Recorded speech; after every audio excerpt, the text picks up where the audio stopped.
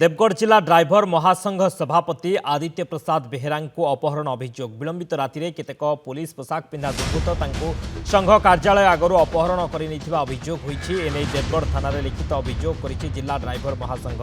संघ संपादक रंजीत कुमार प्रधान नेतृत्व में बहु सदस्य देवगढ़ थाना पहुंची लिखित एतला देइछन्ति। विलंबित राति में अपहरण अभियोग होईछि। संघ कार्यालय सम्मुखर अपहरण करा अभियोग होईछि। पुलिस पोशाक पिंधि किछि दुर्बृत्त उठाई नैथिबा देवगढ़ थाना रे लिखित अभियोग करिछि संघ। ओडिशा ड्राइवर महासंघ देवगढ़ जिल्लार सभापति को अपहरण अभियोग आसुछि। ब्रिजेश साहू देवगढ़ रिपोर्टर आम सहित फोन लाइन में जोड़ी होती अधिक अपडेट ब्रिजेश कौन सूचना रहुछि देवगढ़ ड्राइवर संघर सभापति को अपहरण अभियोग आसुछि से संपर्क में कौन अपडेट सूचना आसुछि?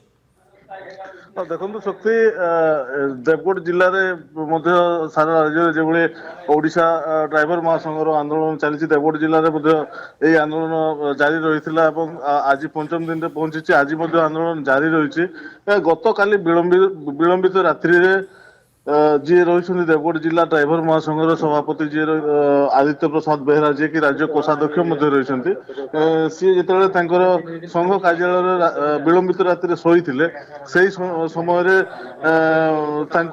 पुलिस उठे नहीं सन्देह करा प्रथमे पुलिस जेहेतु पुलिस पोशाक अन्य जिलार किसी अधिकारी आसिक उठे नहीं सूचना रही नहीं कि संघर कौन सदस्य कर्मकर्ता कौन सूचना नथिबारु सेमाने आज सकाळु देवगढ़ विभिन्न थाना फांडी सबु अंचल खोजाखोजी करथिले मात्र तांको पुलिस पक्षरु मध्ये कोनोसी स्पष्ट सूचना दिया जाई नथिला जा फल कि देवगढ़ जिला संघ रो जे रहिसंती संपादक रंजीत प्रधान एवं तांकर जो अन्य साथी माने देवगढ़ थाना रे आसिकी एबे